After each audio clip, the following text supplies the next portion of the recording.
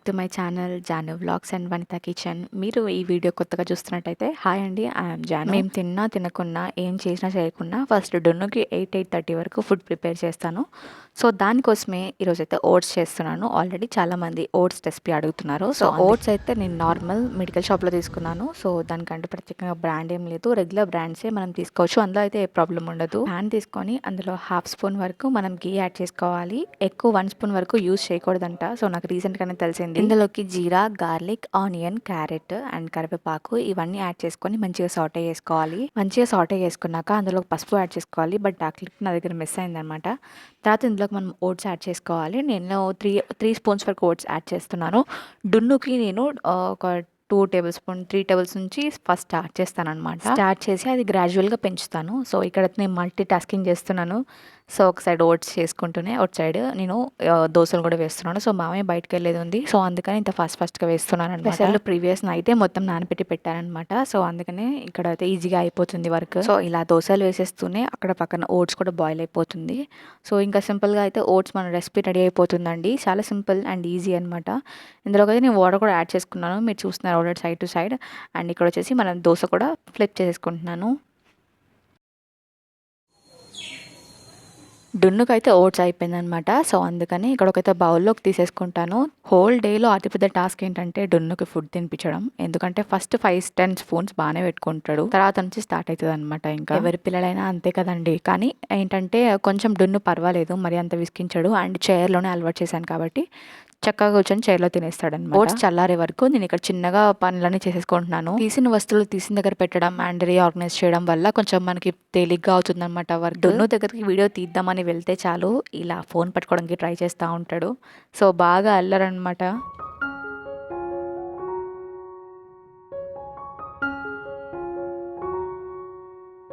Sofa మీద అలా ఎవరైనా నుంచుంటారో చెప్పండి, చూసారా ఎంత కోతేశాలో.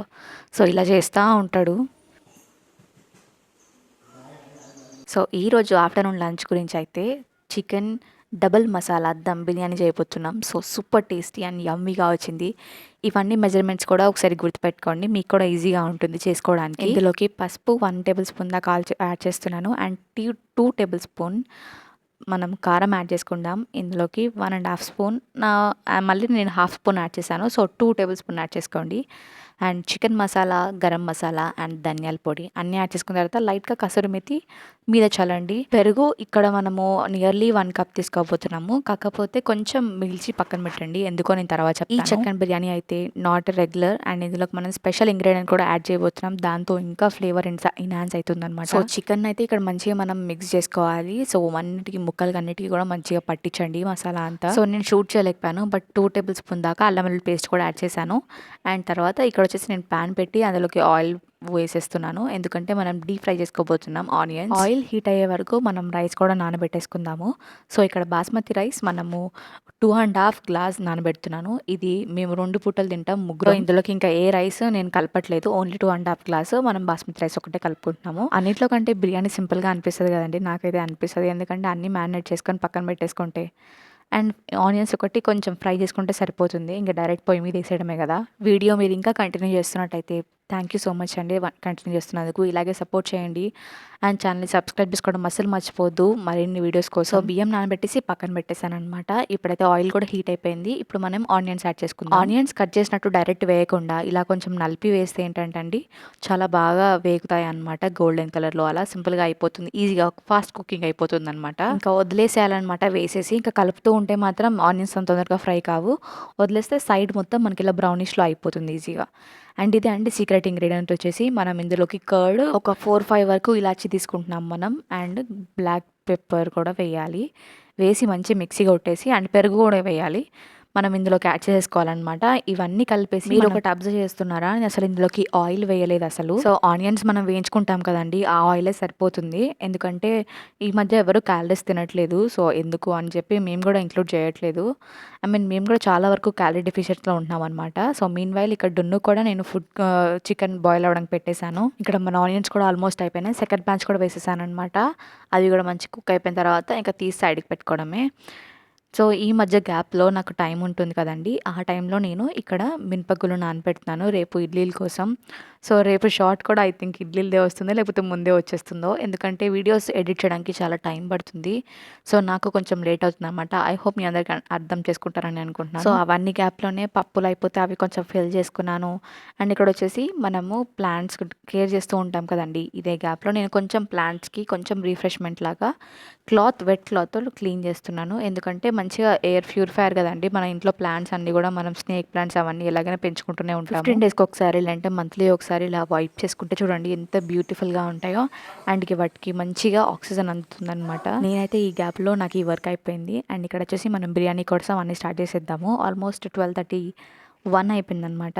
సో, ఇక్కడైతే ఒక పాన్‌లో 2 పాన్స్‌లో నేను ఆయిల్ వేసేస్తున్నాను. సో, ఇది ఎట్ ఎ టైమ్ 2 చేయాలి కాబట్టి ఇంత టైం పట్టింది. రైస్ వేసుకునే దాంట్లోకైతే జీరా ఇంకా మసాలాస్ యాడ్ చేసుకుందాం. మసాలాస్ మడిపోకుండా వెంటనే వాటర్ వేసేసాను. అందులోకి మనం ఇంకా 2 స్పూన్స్ వరకు సాల్ట్ యాడ్ చేసుకుంటున్నాం.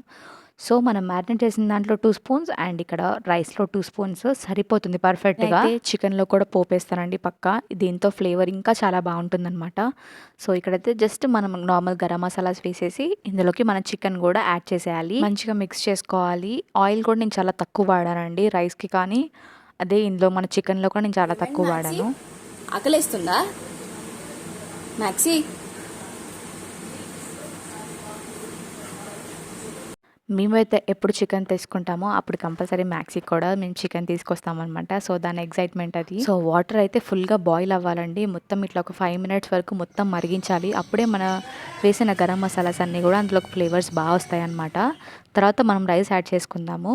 అది బాయిల్ అయ్యే వరకు మన చికెన్ కూడా ఆల్మోస్ట్ హాఫ్ కుక్ అయిపోయి ఉంటుంది. ఇప్పుడు మనం లేయర్ బై లేయర్ మనం రైస్ యాడ్ చేయాలి. నేను 50% ఉడికినాక వేసాననమాట. అండ్ ఒకటి మర్చిపోయానండి చెప్పడం. మేము చికెన్‌లోకి లైట్‌గా వాటర్ యాడ్ చేసాం. ఎందుకంటే మన ఫ్లేవర్ అనేది చాలా బావుంటుందనమాట. అది కూడా వేడిగా బిర్యానీ వాటరే వేయాలి. ఐ మీన్ రైస్ వాటర్ ఉంటాయి కదా! అవే యూజ్ చేయాలనమాట. సో, లేయర్ బై లేయర్ వేస్తూనే మేము ఫస్ట్ లేయర్‌లో లైట్‌గా ఫ్రైడ్ ఆనియన్స్ ఇంకా కొత్తిమీర వేసాను అంతే. ఇక్కడ కొంచెం కలర్ రావడం కోసం ఇందులోకి పసుపు యాడ్ చేస్తున్నాను నేను. అది కూడా చివరిగా ఉంటుంది కదండీ రైస్ అందులోకే. సో, ఆల్మోస్ట్ 1 టేబుల్ స్పూన్ దాకా మేము పసుపు యాడ్ చేసాం. అప్పుడు ఈ కలర్ వచ్చిందనమాట. సో, పైన లేయర్ ఒక్కటే మనకి కలర్ రైస్ అనమాట. అండ్ ఇక్కడ మొత్తం ఈక్వల్‌గా స్ప్రెడ్ చేసుకున్న తర్వాత ఇందులోకి మనం ఫ్రైడ్ ఆనియన్స్, కొత్తిమీర అండ్ ఘీ యాడ్ చేయడం అస్సలు మర్చిపోవద్దు. చాలా టేస్ట్ బావుంటుంది ఘీతో. అండ్ లాస్ట్‌లో ఏంటంటే మనం బాయిల్ చేసిన వాటర్ ఉంటాయి కదండీ! సో, బిర్యానీలో మనం రైస్‌కి బాయిల్ చేసిన వాటరు అవి హాఫ్ కప్ వరకు తీసుకొని నేను వేస్తున్నాను. అండ్ ఇక్కడ లైట్‌గా రెడ్ ఫుడ్ కలర్ కూడా యూజ్ చేసామనమాట మేము. జస్ట్ ఫర్ కలర్‌ఫుల్ రైస్ కోసం అంతే. అంతకు మించి అయితే ఏం లేదు. మొత్తం అయిపోయిన తర్వాత ఇంకా లిడ్ పెట్టేసి జస్ట్ ఒక వెయిట్ ఐటెమ్ మీదన్నా పెట్టేసేయండి. ఇక్కడైతే నేను రోల్ ఉంటుంది కదా! అది పెట్టేసాననమాట. ఇక్కడ ఉంది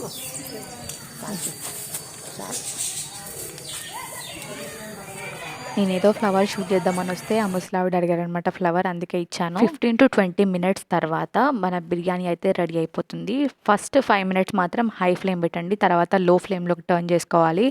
అండ్ ఇంకొక విషయం ఏంటంటే కింద మేము పాన్ పెట్టాము. పాన్ పెట్టి దానిపైన మనం బిర్యానీ గిన్నె పెట్టుకోవాలి. రైస్ చూసారా ఎంత పుల్లలుగా వచ్చిందో. అండ్ కింద నుంచి రైస్ చూపిస్తున్నాను నేను.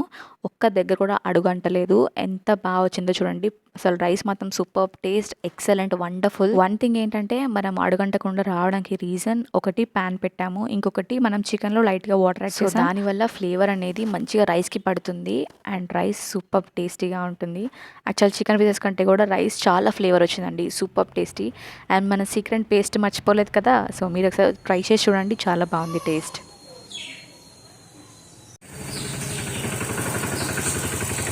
సో, ఈవినింగ్ అలా నేను ప్లాంట్స్‌కి వాటర్ చేస్తూ ఉంటే మల్బరీ చెట్టుకి చూడండి ఎంత మంచిగా ఫ్రూటింగ్ వచ్చిందో. సో, ఇలా ఒక 2 ఫ్రూట్స్ చూసినా గానీ ఆ హ్యాపీనెస్సే వేరు. అది కూడా హస్బెండ్ ఉన్నప్పుడు రావాలని నుంచి ఎప్పటినుంచో అనుకుంటున్నాను. సో, ఇక్కడైతే హస్బెండ్‌కి ఇచ్చేసాననమాట ఫ్రూట్స్. పండ్లు 1, 2 వచ్చినా గానీ ఆ టేస్ట్ డిఫరెంట్ అండి. చాలా బావుంటుందనమాట. సో, ఇక్కడైతే నాకొకటి కొత్తది బాటిల్ దొరికింది. ఇది ఫేస్ అండ్ సంథింగ్ హెయిర్ కూడా ఉంది వెనక. చాలా బాగుంది. సో, ఇది ఎలా యూజ్ చేయాలో అర్థం కావట్లే. మీకు తెలిస్తే మాత్రం కింద కమెంట్ చేయండి. ప్లాంట్ పెట్టినా లేకపోతే ఫ్లేక్ ప్లాంట్ పెట్టినా అని. So, thank you for watching everyone. See you in the next video. Bye bye.